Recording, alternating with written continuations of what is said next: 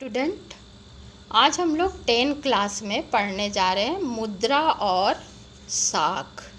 ये आप लोग का तीसरा चैप्टर है बच्चों। पहले हम लोग समझे मुद्रा क्या है। मुद्रा यानी कि पैसा, रुपया पैसा।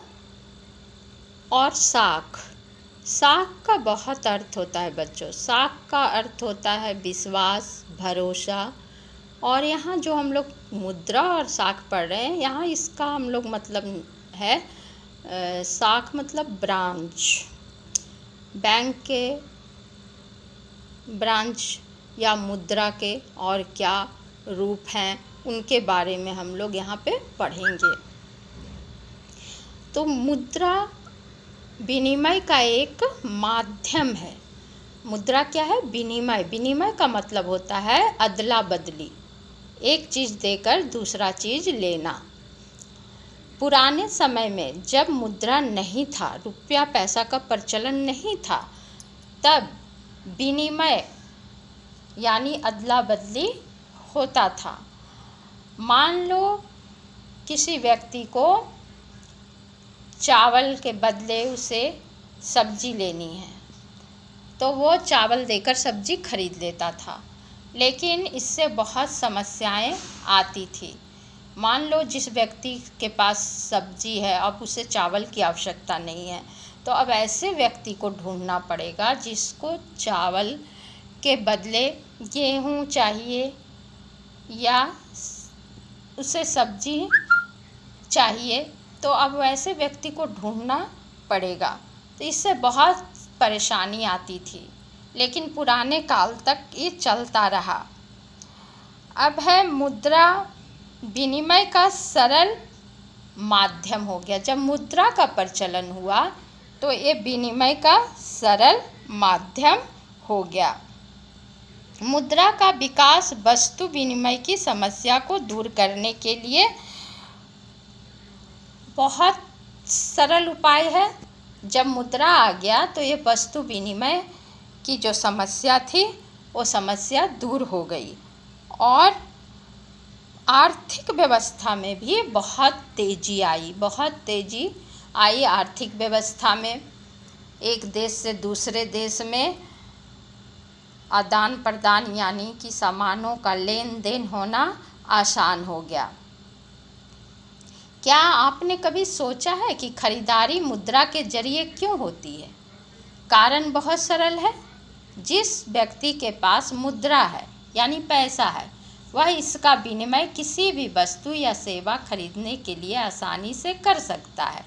इसलिए हर कोई मुद्रा के रूप में भुगतान लेना पसंद करता है, फिर उस मुद्रा का इस्तेमाल अपनी ज़रूरत की चीज़ें खरीदने के लिए वो करता है। मान लो कोई जूता निर्माता का उदाहरण देखते हैं हम। वह बाज़ार में जूता बेचकर गेहूँ खरीदना चाहता है।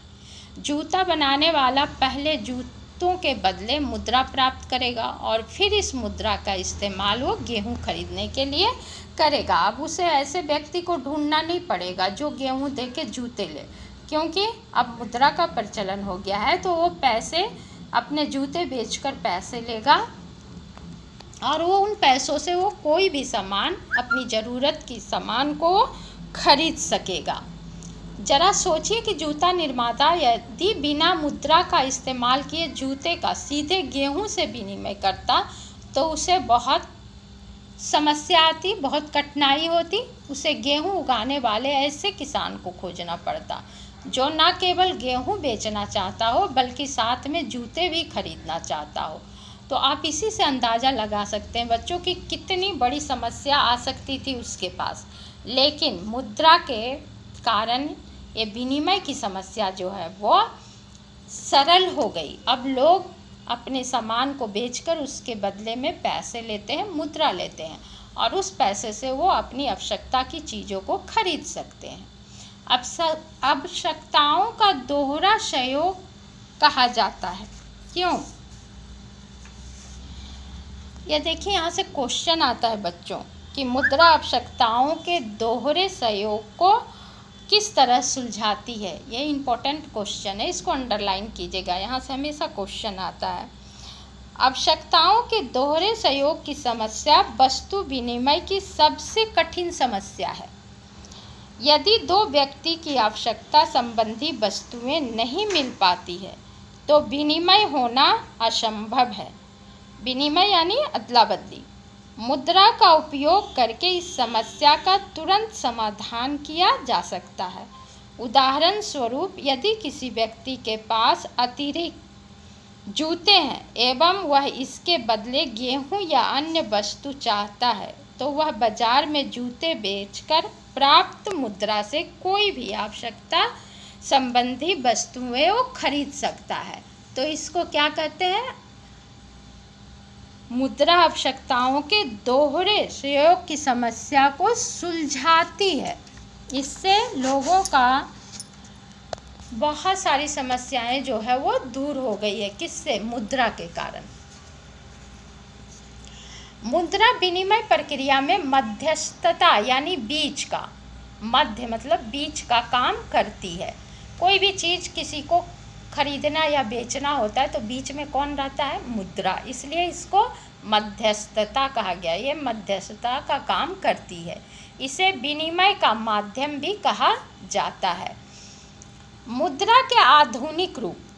पुराने समय में मुद्राएं जब नहीं चलती थी तब लोग अदला बदली करते थे तो उससे बहुत सारी समस्याएं होती थी।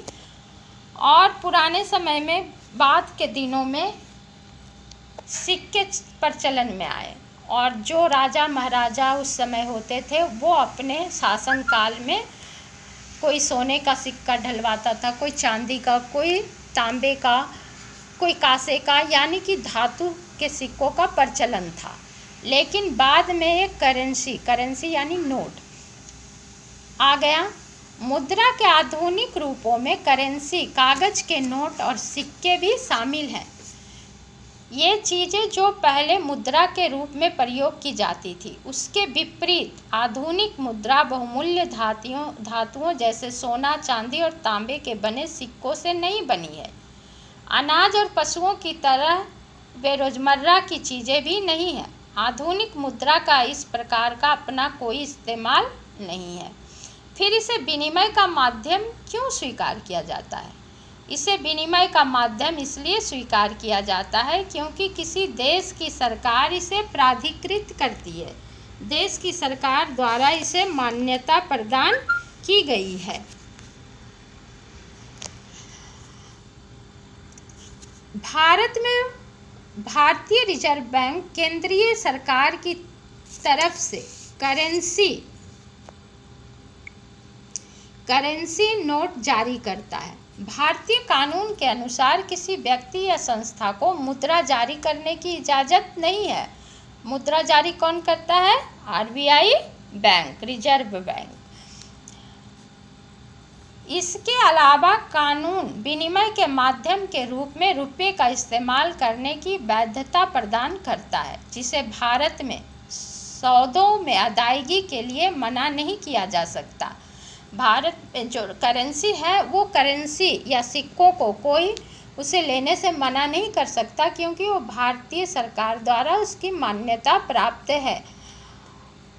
अभी 2-3 साल पहले की घटना है कि 10 रुपये का सिक्के का अफवाह उड़ा था कि ये सिक्के नहीं चलन में है, तो बहुत सारे दुकानदार उसे लेना बंद कर दिए थे, जबकि वो सरकार के द्वारा मना नहीं किया गया था। अफवाह उड़ गया था कि वो नकली सिक्का है, जबकि वो आरबीआई द्वारा ही जारी किया गया था।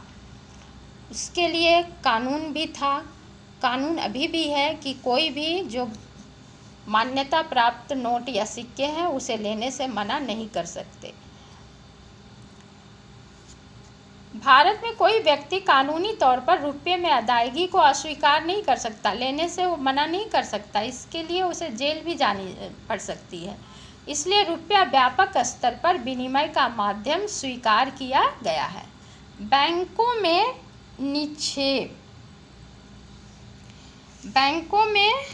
निक्षेप का मतलब होता है जमा। निक्षेप का मतलब जमा। बैंकों में रुपया को जमा करना। लोग मुद्रा बैंकों में निक्षेप के रूप में रखते हैं, जमा करते हैं। किसी समय पर लोगों को रोजमर्रा की आवश्यकताओं के लिए कुछ ही करेंसी की ज़रूरत होती है। उदाहरण के लिए हर महीने के आखिर में वेतन वाले मजदूरों के अतिरिक्त नकद होता है। लोग इस अतिरिक्त नकद का क्या करते हैं? वे इसे बैंकों में अपने नाम से खाता खोलकर जमा करते हैं। इसलिए अभी बहुत सारे संस्था या सरकार के द्वारा भी जो पेमेंट दिए जाते हैं तनख्वाह, वो अब बैंकों के द्वारा कर दिया गया है, क्योंकि कुछ भी पैसे वो महीने में बचा सके। बैंक में रहेंगे तो वो पैसे वो बहुत अधिक खर्च नहीं करेंगे, क्योंकि उन्हें बार बार उसे निकालना पड़ेगा। तो इसके लिए यह नियम बना दिया गया है कि बैंकों के द्वारा भुगतान किया जाए तनख्वाह के रूप में, वेतन के रूप में, ताकि उनके बैंकों में